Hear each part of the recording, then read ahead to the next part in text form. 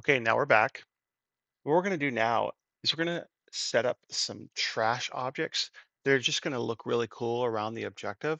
Players can definitely attack these objects, but they don't provide any value to the object itself or to the players, except for maybe to their stats. So what we're going to do is I'm going to go to the blocks category.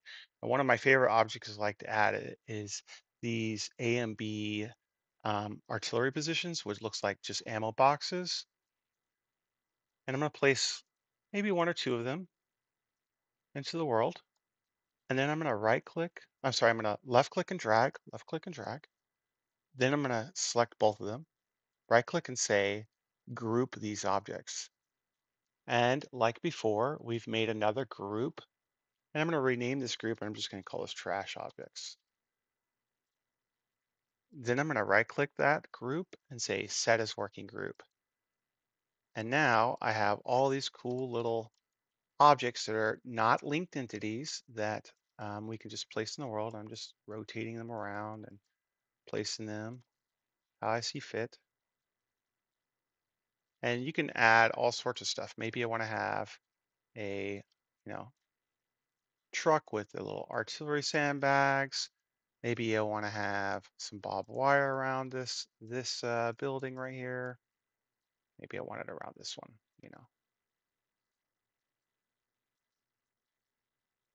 and so on, right? You could just go nuts with as much of the um, trash entities as you want. It doesn't really affect the performance too much. And we'll add some over here maybe, and so on. Okay, now the catch with these trash entities is that their country code is set to neutral. And so when a player attacks this uh, trash entity, they're going to get a friendly fire message because anytime they hit anything in this neutral country, it says friendly fire message. So we need to make sure that we select all of the trash entities like I've done so far and change the country to an appropriate country for whatever that target is. So in this case, it's an allied target. So I'm setting the country code to be United States. And now when a player attacks the, um, the trash entity object, they're not going to get a friendly fire message. They're just going to get, the normal, hey, you've killed a block or whatever, like you killed this ammo block or whatever the case may be. We could also add trucks too. So I mean, it doesn't matter what you add for trash. It's just nice to have to add into your here we'll add oops, that's the wrong one. We'll add some here we go, some allied trucks in here. And now these are just nice to have trucks that look really cool. And they don't affect performance at all because they're not linked, right? So these guys that have a purple line going through them, those are linked and those will count. But the ones that are next to them, if the player shoots them, they'll get credit in their stats, but they will not get, it won't affect how many targets they have to destroy, right? They have to destroy 60 targets, so those won't count as that 60. So again, I'm making sure that the country code is set to United States because it's an allied target, and then I'm going to save. Okay, with all our trash entities set, we can go back to our allied objective group. So I'm selecting the allied objective group and saying set as working. And now I'm back to the group itself. And you can see here we have this new group called trash. And of course, my health icons that I placed earlier.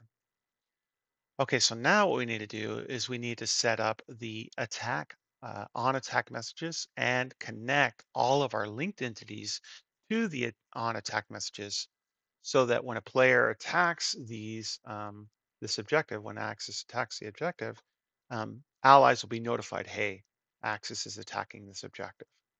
So what we're going to do is I'm going to go to the objects filter.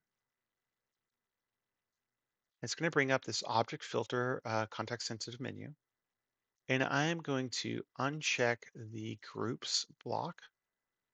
And when I do, you'll see here we have these two groups right here. And when I do, you can see that the groups are gone. That's going to allow me to select the entities that are linked. And with the entities that are linked, I'm going to right click and say selected object menu, add on damage event. So it means when they're damaged, that a message will pop up this time. And so with this on damage event, I'm going to connect it to this on damage gate in. And you can see now all of our linked entities have a connection to the gate in for our on damage. Then I'm going to go back to the objects filter.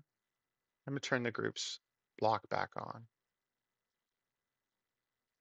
And then we'll go ahead and save. Then inside the on attack uh, logic here, we have this allied under attack subtitle messages. So I'm going to double click each one and we're going to rename this to the correct thing. So this is going to be Glean Rail Station. And I'll open this one. And if you want, you can change the message that you're sending to the players as well. But I have templated ones already. And the cool thing about this is that each time that the rail station is under attack, it will randomly choose between these four messages. So the allies won't always get the same message.